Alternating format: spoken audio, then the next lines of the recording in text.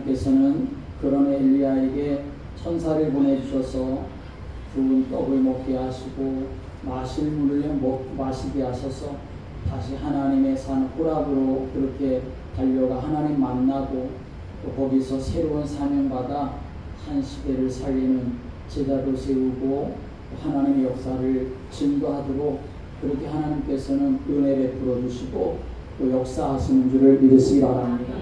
우리도 마찬가지입니다. 실패할 때도 있고 실수할 때도 있고 넘어질 때도 있고 마음 아플 때도 있고 또 어두움에 붙잡힐 때도 있지만 우리가 주님께로 돌아서기만 하면 주님 우리를 붙잡아 주시고 세워주시며 또 회복시켜 주시는 줄을 믿으시기 바랍니다. 어릴 때부터 우리가 항상 들어왔던 말 중에 어떤 말이 있냐면 실패는 성공의 어머니다 라고 하는 말이 있지요. 실패한 사람을 우위로 하는 말이기도 하지만 그러나 실패를 교훈 삼아 성공한 인생을 산 사람들이 분명히 있기 때문에 그런 말을 사용하는 것이죠.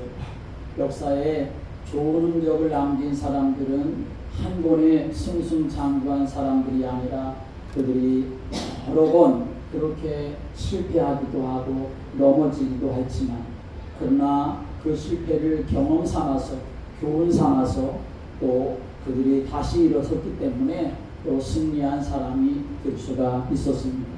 오늘 우리가 같이 보게 되어지는 여호수아 7장의 말씀은 지금 여호수아와 이스라엘 백성들이 완전히 실패한 상황을 보여주고 있는데 그 앞에 여호수아 6장은 완전히 다른 내용이 담겨져 있지요. 여호수아 6장에서는 이스라엘 백성들이 완전한 승리를 거둔 내용이 담겨져 있습니다. 그런데 7장에서는 완전히 패배한 이야기가 담겨져 있죠. 6장에서는 이스라엘 백성들이 그 승리로 인하여서 기뻐하고 환호하는 그러한 승리의 함성이 들리는 것 같은데 그런데 한순간 7장으로 넘어와서는 이스라엘 백성들의 마음이 물과 같이 다 녹아버릴 정도로 패배의 참담함과 그리고 그 두려움의 공포에 지금 이스라엘 백성들이 잡혀있는 것을 우리에게 보여주고 있습니다. 그런데 중요한 것은 이스라엘 백성들은 그 아픈 실패로 끝난 것이 아니라 다시 승리를 얻게 된 줄을 믿으시기 바랍니다. 오늘 우리에게 주시는 말씀을 통해서 우리도 지금의 실패의 자리에 있을 수 있고 또 지금 연약함의 자리에 있을 수 있고 때론 지금 내 마음이 무너진 그러한 자리에 있을 수 있지만 오늘도 하나님의 말씀을 통해 그 자리를 은혜의 자리로 바꾸고 승리의 자리로 바꾸고 하나님 내 인생 속에 이렇게 역사하셨다고 말할 수 있는 그런 간증의 자리로 바꿀 수 있는 믿음의 성도를 되시기를 주님의 이름으로 축복합니다. 가나안 땅에 들어온 이스라엘 백성들은 정복할 수 없다고 생각했었던 난공불락의 여리고성을 무너뜨리고 승리하지요. 그리고 그 여세를 바로 몰아서 이제는 아이성을 공격합니다. 여호수아가 2절의 말씀을 보면 올라가서 그 땅을 정탐하라 하고서는 정탐꾼들을 보냈고 정탐꾼들이 돌아와서 여호수아에게 이렇게 보고합니다. 3절의 말씀 보니까 백성을 다 올라가게 하지 말고 2-3천 명만 올라가서 아이를 치게 하소서. 그들은 소수이니 모든 백성을 그리로 보내어 수고롭게 하지 마소서라고 여호수아에게 보고를 합니다. 여리고성에 비하면 이 아이성은 굉장히 작은 성입니다. 여호수아 8장 25절의 말씀 보면 아이성에는 그 당시에 12,000명 정도의 사람이 살고 있었다고 합니다.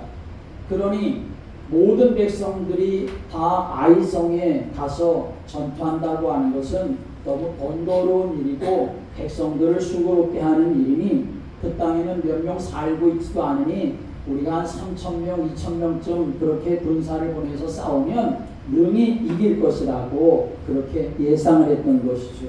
그래서 여호수아가 정탐꾼들의 말을 듣고 3,000명쯤 되는 군사들을 자신있게 아이성에 보내서 아이성에서 전투에 승리할 거라고 생각을 했습니다.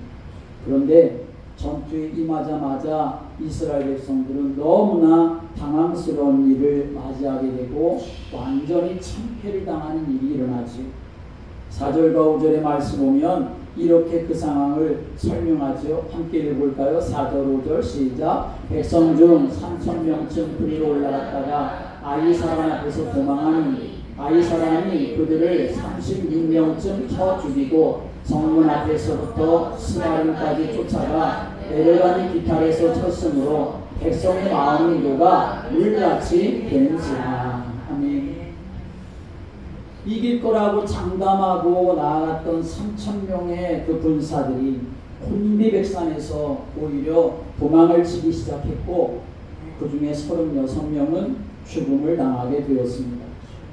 그런데 군사들이 죽은 것도 정말 안타까운 일이지만 더 중요한 것은 그 패배로 인하여서 이스라엘 모든 백성들의 그 마음이 물같이 녹아버려졌다라고 하는 사실이죠.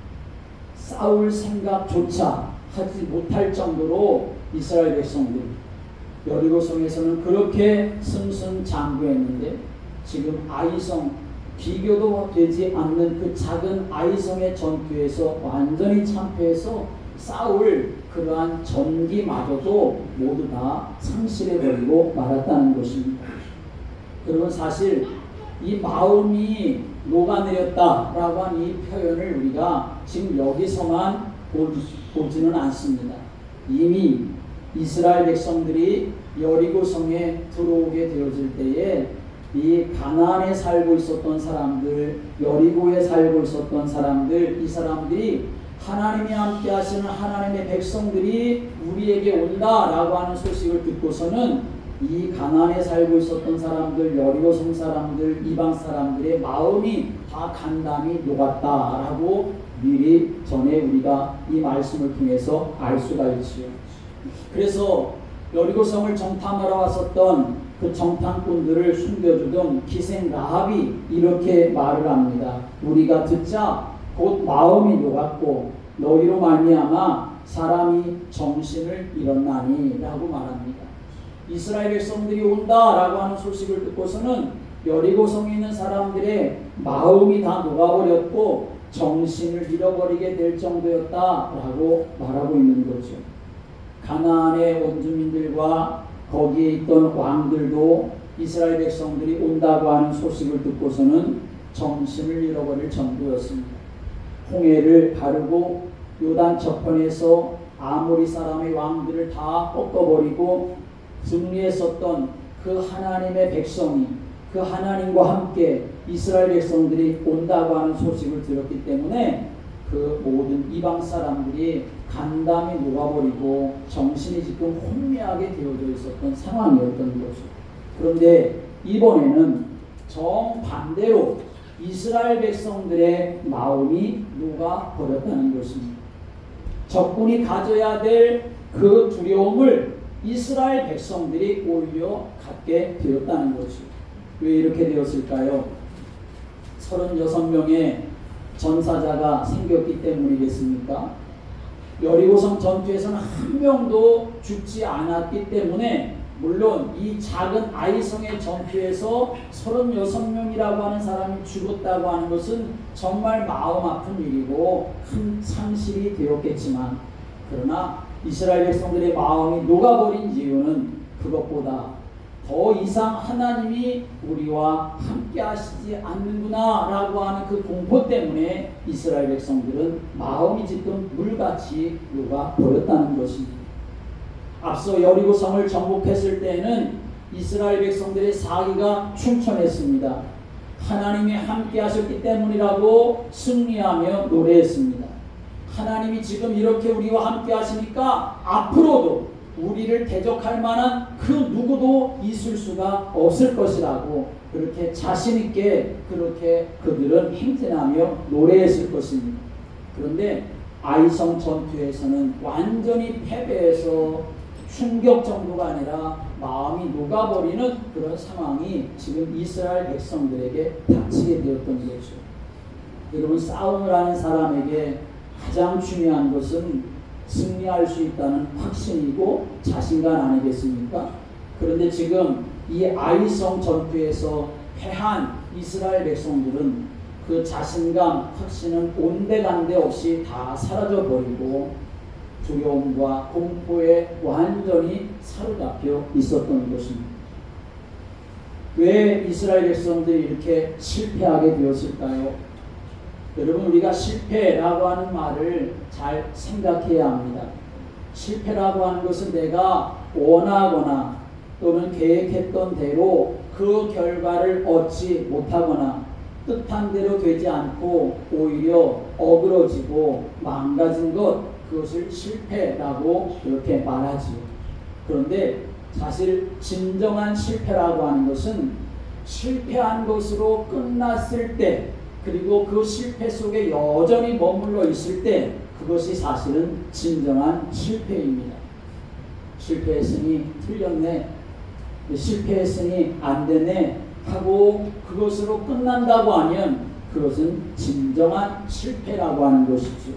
그러나 실패를 통해서 무언가를 배우고 얻어낸다고 하면 그것은 승리를 위한 값진 과정이 되는 것이지 그것을 실패라고 말할 수는 없는 것입니다. 오늘 우리는 먼저 패배한 이스라엘 백성들, 그 작은 아이성에서 패배한 이스라엘 백성들에게 왜 이러한 패배가 오게 되었는가 하는 걸 우리는 먼저 생각을 해 보아야 합니다. 우리가 믿음의 삶을 살아간다고 하지만 연약함에 빠질 수도 있고 침체에 빠지는 경우도 있습니다. 사단이 우리를 시험하고 노력들고 그리고 수없이 공격해서 그런 일을 당하기도 하지만, 그러나 오늘 이스라엘 백성들이 왜 지금 여기서 실패했는가 하는 이유를 또 우리는 이 말씀 속에서 잘 생각하고 우리가 영적으로 하나님 앞에 잘 설 수 있는 믿음의 성도들 되시기를 주님의 이름으로 축복합니다. 아이성 전투에서 실패한 첫 번째 원인은 뭐냐면 죄 때문입니다.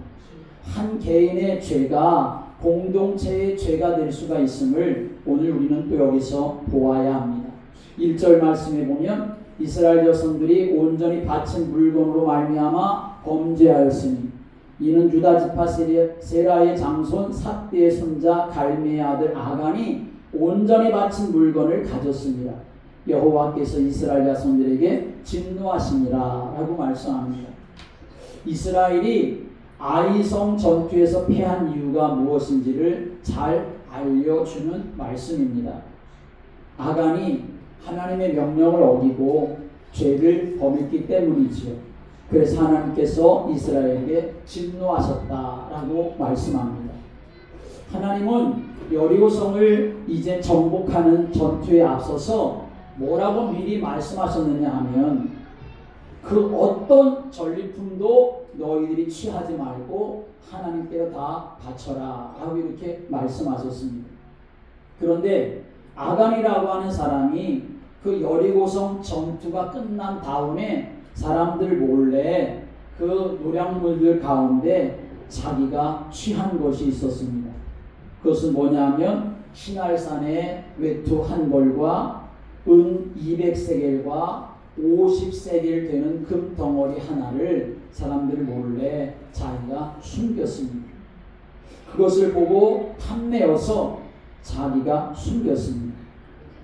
21절의 말씀에 보면 이런 말씀이 있습니다.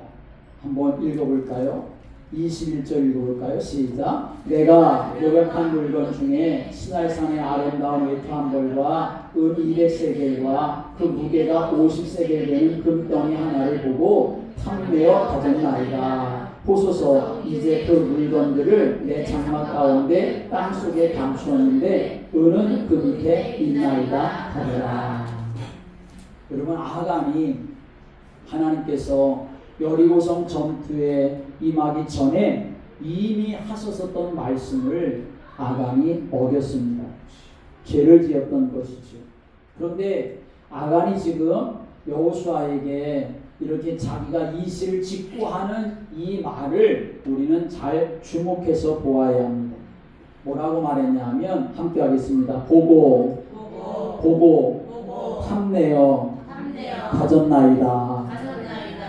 보고 탐내어 가졌나이다 라고 아간이 말하고 있습니다. 여러분, 모든 죄의 근원은 어디에서 오느냐? 바로 이 탐심, 탐욕에서 오게 됩니다. 성경은 욕심이 잉태한 즉 죄를 낳고 죄가 장성한 즉 사망에 이르느니라 라고 말씀하고 있지요. 그래서 탐욕이라고 하는 것, 죄의 근원이 되는데, 이 탐욕은 또 무엇으로부터 시작되느냐? 보는 것에서부터 온다는 사실을 또 우리는 알아야 합니다. 아간이 말합니다. 보고 탐내어 가졌나이다 라고 말하죠. 어찌 보면 이 아간이 그 좋아 보이는 외투, 그 좋아 보이는 금덩어리, 은덩어리, 그거 보지 않았다고 한다면 아마도 탐욕도 안 생겼을 것이고 자기가 취하여 감추지도 않았을 것입니다. 그런데 이 아간은 뭘 보았느냐? 바로 그 시날산에 좋아 보이는 외투와 금덩어리, 은덩어리를 보았더니 그 보는 것으로부터 탐심이 생기고 탐욕이 생겨서 결국은 하나님의 말씀을 거스르고 자기 집 장막에 숨겨버리는 그러한 일을 저질렀던 것이죠. 여러분, 모든 범죄, 그 모든 범죄 대부분이 어디서부터 시작되느냐? 마음과 생각에서 일어나기도 하지만 보는 것으로부터 시작된다는 사실도 우리는 항상 기억하고 경계해야 합니다. 아간의 범죄가 바로 보는 것으로부터 시작됐습니다. 아담과 하와의 범죄도 마귀한테 속아서 그 선악과 나무를 보았더니, 그 열매를 보았더니 정말 지혜롭게 할 만큼 탐스럽게 보였기 때문에 그것을 따먹게 되었던 것이죠. 다윗도 큰 범죄를 저질렀을 때에 밧세바라고 하는 여인을 보았기 때문에 다윗도 그런 악을 행하게 되었던 것입니다. 우리가 사용하는 말 중에 견물생심이라고 하는 말이 있지 않습니까? 물건을 보면 가지고 싶은 욕망이, 가지고 싶은 욕심이 생긴다는 말이지요. 보는 것으로 인해서 탐욕을 품게 되고 탐욕을 품으면 결국은 죄를 짓게 되는 것입니다. 그래서 우리는 항상 보는 것도 조심하는 사람이 되어야 하는 것이죠. 하나님, 내가 볼 수 있는 눈을 열어주시고 보지 않아야 될 것을 가리워주시는 그러한 눈이 우리에게 있도록 하나님 앞에 기도해야 합니다. 어떤 사람은 안 봐도 될 건 자꾸만 그걸 보고 그걸 들춰내고 그걸 시비하는 사람도 있고, 정말 보아야 될 것은 눈이 먼 것처럼 보지 못하고 그렇게 삶을 살아가는 안타까운 사람들이 너무나 많이 있지 않습니까? 하나님 앞에 우리의 영의 눈을 열어주셔서 주의 영광을 바라볼 수 있고 하늘의 소망을 바라볼 수 있고 주님 나라와 복음을 위해서 헌신할 수 있는 것을 바라볼 수 있는 눈이 열려지도록 하나님 앞에 기도하는 믿음의 성도들 되시기를 주님의 이름으로 축복합니다. 하나님은 이런 아간 때문에 진노하셨습니다. 그런데 아간 한 사람이 죄를 지었는데 왜 이스라엘 백성들이 전쟁에서 참패하는 그러한 놀라운 일이 일어나게 되었습니까? 그것은 하나님의 영광을 가로챘기 때문에 그런 일이 일어났습니다. 하나님은 가나안 원주민을 몰아내는 이 전쟁이 이스라엘 사람들에게 속한 전쟁이 아니라 하나님께 속한 전쟁이라고 하는 것을 분명히 알려주시고, 너희들이 싸우는 것 같지만 내가 싸우는 전쟁이기 때문에 너희들은 그 전쟁에서 이겨도 그 전리품이 너희들 것이 아니라 모두 하나님께 드려야 되는 것이다 라고 그렇게 미리 알려주셨습니다. 너희들이 가진 힘과 너희들이 가진 전략으로 승리하는 것이 아니라 내가 너희들을 위해서 싸웠기 때문에 너희들이 승리하는 것이다. 그 모든 영광은 사실 다 나에게 와야 된다는 것을 미리 하나님은 알려주셨습니다. 그래서 여호수아가 나중에 여호와께서 이스라엘을 위해서 싸우셨기 때문에 가나안의 모든 왕들과 그 땅을 또 몰아내고 차지할 수 있었다고 여호수아가 여호수아 10장 42절에서 고백을 합니다. 이스라엘 하나님 여호와께서 이스라엘을 위하여 싸우셨으므로 여호수아가 이 모든 왕들과 그들의 땅을 단번에 빼앗으니라 라고 말씀했습니다. 여러분, 우리의 힘과 능력으로 사는 것이 아니라 하나님이 은혜 베풀어 주셨기 때문인 줄을 믿으시기 바랍니다. 내 힘과 능력으로 싸우는 것이 아니라 예수의 권세와 능력으로 우리가 승리하며 살아갈 수가 있음을 우리는 항상 기억해야 하는 것이죠. 하나님은 이 아간의 범죄에 대해 그런데 이스라엘 전체에게 하나님이 진노하셨습니다. 아간의 죄를 한 개인의 죄가 아닌 이스라엘 백성 전체의 죄로 하나님이 강조하셨습니다. 그 책임을 그래서 이스라엘 전체에 물으셨는 것이지요.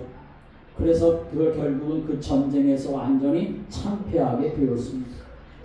한 사람이 범죄했는데 아니 왜 하나님은 전체에게 그 책임을 물으셨을까요? 왜냐하면 이스라엘 민족은 단순한 혈연 공동체가 아니라 하나님과 말씀으로 맺어진 언약 공동체이기 때문에 하나님 그렇게 죄를 물으신 것입니다. 교회도 마찬가지입니다. 새로운 예수 그리스도 안에서 언약 관계로 맺어진 이 신약의 교회, 그리고 우리가 지금 이제 예배드리고 있는 지금 우리의 교회 모두 마찬가지입니다. 성경은 교회를 한 몸으로 그렇게 말합니다. 몸에는 여러 지체가 있지만 그러나 따로 떨어져 있는 것은 아무것도 없습니다. 모두가 다 유기적으로 연결되어져 있는 것이죠. 서로에게 영향을 주고 있습니다. 고린도전서 12장 26절 27절의 말씀 보면 만일 한 지체가 고통을 받으면 모든 지체가 함께 고통을 받고 한 지체가 영광을 얻으면 모든 지체가 함께 즐거워하느니라. 너희는 그리스도의 몸이요 지체의 각 부분이라 라고 말씀했습니다. 그리스도의 몸을 이루고 있는 나 한 사람의 승리는 우리 모두의 승리가 되는 줄을 믿으시기 바랍니다. 마찬가지로 한 몸을 이루고 있는 내 좌절은 모든 사람의 좌절이 될 수가 있습니다. 나의 범죄는 그래서 우리 모두의 범죄가 될 수가 있음도 우리는 알아야 합니다. 그리스도의 몸을 이루는 한 성도의 범죄는 그 사람의 범죄로만 끝나는 것이 아니라 한 교회 전체에 영향을 미치게 되는 것이죠. 그러므로 우리 성도들은 건강한 교회를 세우기 위해서는 우선 나부터 죄를 멀리하는 사람이 되어야 합니다. 모두가 한 몸이라고 하는 것을 기억하고 서로 아끼고 협력하는 유기적인 그러한 공동체가 되어야 할 뿐만 아니라 때로는 실수할 수도 있고 넘어질 수도 있고 죄 가운데 그렇게 빠질 수도 있는데 그것을 우리가 바라보며 비난하고 정죄할 것이 아니라 불쌍히 여기고 긍휼히 여기는 마음을 가지고 하나님 깨닫게 해주시고 하나님 돌아서게 해주시고 하나님 이기게 하는 자가 되게 해달라고 하나님 앞에 믿음으로 기도하는 여러분 되시기를 주님의 이름으로 축복합니다. 또 아이성 전투에서 실패하게 되어진 두 번째 이유는 뭐냐 하면 바로 교만함 때문에 그랬다는 것입니다. 잠언서 16장 18절의 말씀 보면 교만은 패망의 선봉이요 넘어짐의 앞잡이다 라고 말씀하고 있습니다. 가나안의 견고한 성이었었던 여리고성 전투에서 승리한 이스라엘 백성들에게 아이성은 아무것도 아니었습니다. 실제로 마치 비교하면 여리고성은 골리앗과 같다라고 말한다면 아이성은 말 그대로 작은 아이와 같을 정도에 불과한 곳이었습니다. 뭐 특별한 전략을 세우지도 않고 가서 싸우기만 하면 이길 것이라고 생각을 했던 거죠. 그래서 3,000명 정도의 군단만 올려보낸 것입니다. 그런데 학자들은 이렇게 말합니다. 전쟁을 할 때에 전쟁에서 승리하는 전략은 공격하는 쪽이 방어하는 쪽보다 3배의 군사력이 있어야 그 그 전쟁에서 승리할 수 있다고 그렇게 말합니다. 그런데 지금 이스라엘 백성들은 어떻게 하고 있습니까? 지금 이곳은 평지가 아니라 해발 800m 정도가 되는 높은 곳입니다. 그런데 그렇게 지형적으로도 상황적으로도 만만치 않은 그런 상황이었는데, 그래서 그 땅을 정복하려고 하면 적어도 한 3배 정도 생각하면 3만 명 정도의 군사들이 가서 싸워야 이길 수 있을 정도가 됐을 텐데, 여리고성도 우리가 이겼는데 뭐 이 아이성쯤이야 하는 그런 아니란 생각, 자만한 마음을 가지고 아이성을 정탐하고 온 정탐꾼들의 이야기를 듣고 3,000명 정도 사람을 보내서 그 땅을 정복하려고 했던 것이죠. 여러분, 이것이 얼마나 교만한 마음인지를 우리는 알아야 합니다.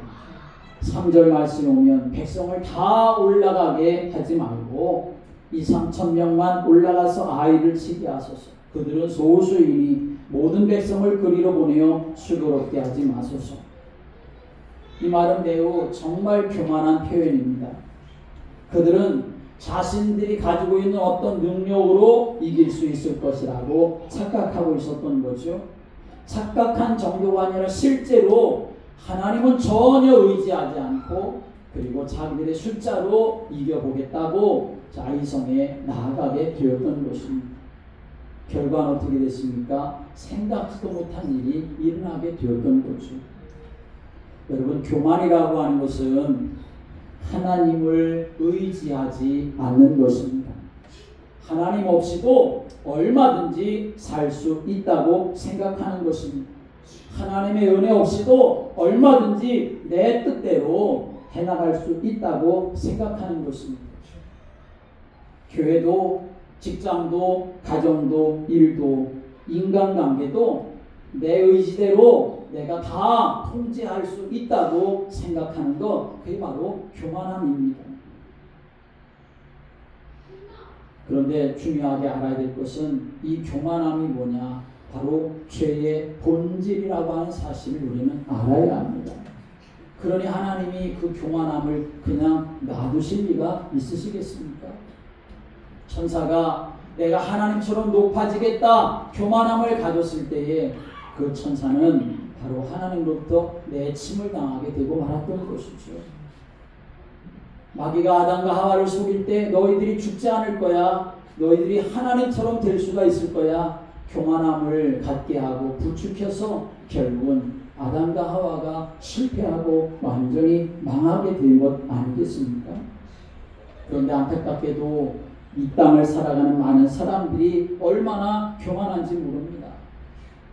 피조물인 인간은 절대적으로 창조주 하나님을 의지하고 살아가도록 만들어졌는데, 하나님의 교통 안에서, 하나님의 은혜 안에서 하나님과 함께하는 그 삶을 살아가도록 만들어진 것이 우리 인간인데, 많은 사람들이 하나님 없이도 살 수 있다고 생각합니다.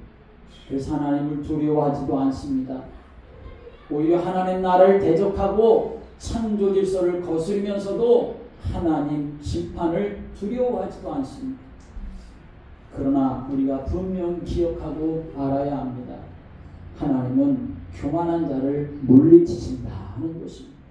하나님은 교만한 자를 대적하십니다. 대신에 겸손한 자에게 은혜를 베풀어 주십니다.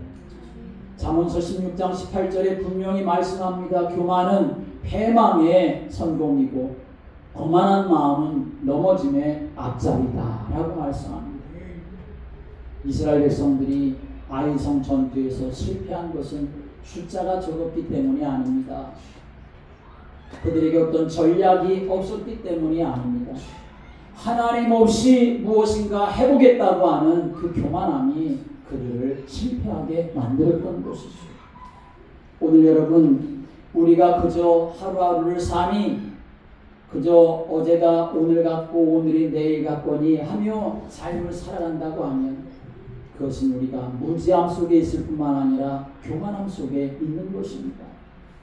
내가 오늘 하루를 지금 이 순간도 내가 숨을 쉬고 살아가는 것이 하나님의 은혜이고, 그래서 하나님 없이는 내가 살아갈 수가 없어서 하나님 앞에 무릎 꿇을 수밖에 없는 것이 내 인생인 것을 우리가 기억하고 하나님의 은혜를 구하며 살아가는 성도들 되시기를 주님의 이름으로 축복합니다.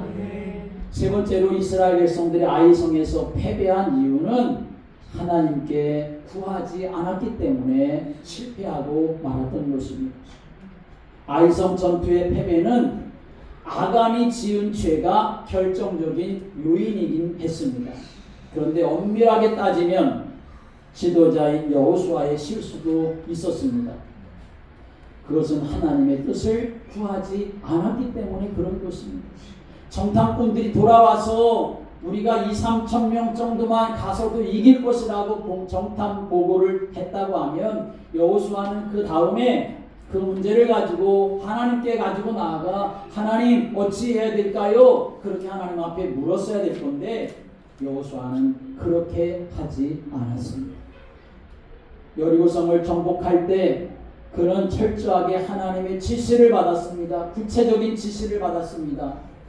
그래서 그대로 순종하며 그대로 행했기 때문에 여리고성을 정복할 수가 있었지만 아이성 전투에서는 글쎄요, 전쟁에서 승리한 다음에 긴장이 풀려서인지 여호수아는 하나님께 묻지를 않았습니다.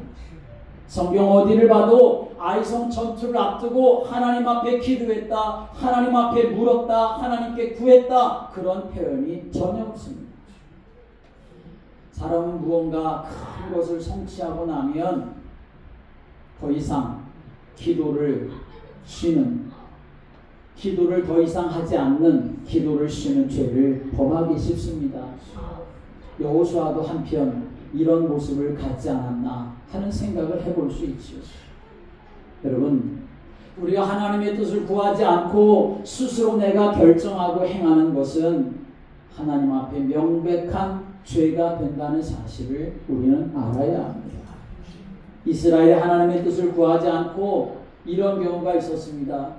기브온 족속이 이제 자기들도 이방 사람들이기 때문에 다 이스라엘 백성들에게 쳐 죽임 당할 것이 두려워가지고 기브온 족속들이 죽임을 당하지 않기 위해서 여호수아를 속이지요.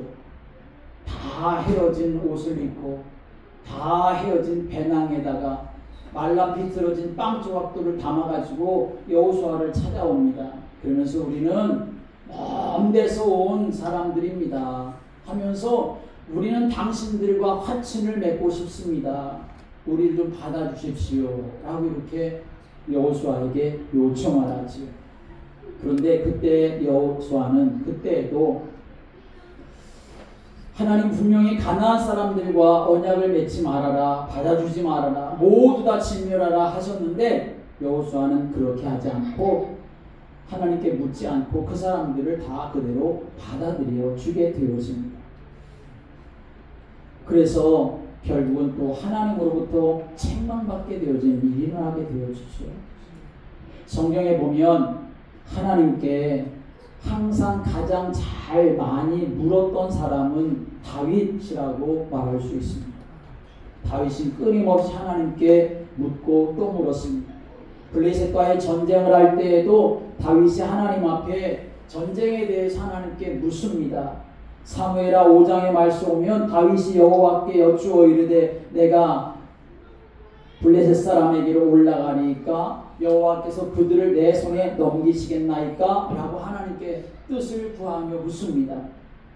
하나님 앞에 뜻을 구하여 물은 다음에는 또 하나님의 때가 언제인지 그것까지도 또 하나님 앞에 묻습니다. 다윗이 여호와께 여쭈니 이르시되 올라가지 말고 그들 뒤로 돌아서 뽕나무 숲을 맞은편에서 그들을 기습하되 뽕나무 꼭대기에서 걸음 걷는 소리가 들리거든 곧 공격하라. 하나님이 공격의 때까지도 그렇게 다 말씀해 주셔서 다윗은 그대로 순종하여 블레셋과의 전쟁에서 승리하게 되어집니다. 물론 다윗이 그렇게 하지 못한 때도 있지요. 사울왕이 자기를 그렇게 끊임없이 죽이려고 쫓아다닐 때에 그 사울왕 앞에서 하나님의 뜻을 다윗이 묻지 않고 어떻게 했습니까? 한 번은 자기 뜻대로 어떻게 하면 내가 살 수 있을까 궁리하다가 블레셋 사람들 속에 들어가 버렸습니다. 그런데 자기를 알아보는 사람들이 있어가지고 겨우 미친 척 해가지고 거기서 정신병자 취급받아가지고 그래가지고 살아나오는 경우도 있었습니다. 여러분, 우리가 하나님의 뜻을 묻는 것은 아무것도 아니라 가장 중요한 것임을 믿으시길 바랍니다. 한 시대를 산 사울 왕은 그런데 다윗 왕과는 정반대였습니다. 하나님께 묻지 않는 정도가 아니라 오히려 무당을 찾아가서 물었습니다. 그래서 그 결과 완전히 비참한 인생이 되었지요. 역대상 10장의 말씀을 보면 여호와께 묻지 아니하였으므로 여호와께서 그를 죽이시고 그 나라를 이새의 아들 다윗에게 넘겨주셨다라고 말합니다. 우리가 하나님의 사람이라고 하면 우리는 하나님 앞에 끊임없이 묻는 사람이 되어야 합니다. 이스라엘 백성들이 왜 아이성의 그 작은 전투에서 실패하게 되었느냐? 하나님의 뜻을 구하지 않았기 때문입니다. 여러분, 우리가 신앙생활을 아무리 오래 한다 하더라도 하나님의 뜻을 구하지 아니하고 하나님께 묻지 않는 인생이 된다면 여전히 내 생각과 내 고집대로 삶을 살아가는 인생이 될 수밖에 없는 것이죠. 오늘 저와 여러분이 하나님 앞에 겸손하게 무릎 꿇는 믿음의 성도들 되시기를 주님의 이름으로 축복합니다. 이스라엘 백성들이 아이성의 전투에서 이렇게 실패하고 많은 사람이 죽음을 당했다고 하는 소식을 여호수아가 듣게 되지요.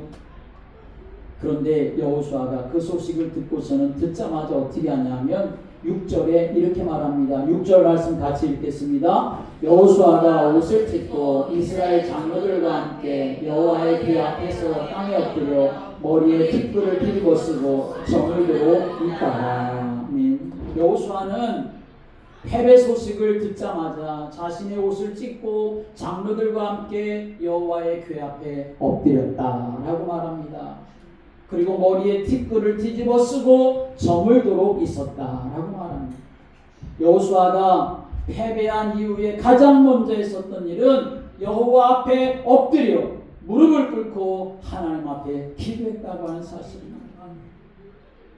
아이성 패배의 소식을 들은 대적들로 인해서 여호와의 이름이 능욕을 받지 않을까, 그것이 염려스러워서 안타까워서 탄식하며 기도합니다. 9절의 말씀 보면 주의 크신 이름을 위하여 어떻게 하시려 하나이까 라고 말합니다. 지금까지는 하나님이 함께 하심으로 가나안 왕들과 원주민들이 두려워 떨었지만 이제는 더 이상 하나님이 함께 하시지 않는 우리를 보고 이 사람들이 하나님의 이름을 능욕하고 하나님을 대적하지 않을까 하는 그 마음이 생겨서 여호수아가 하나님 앞에 무릎을 꿇고 기도했던 거죠.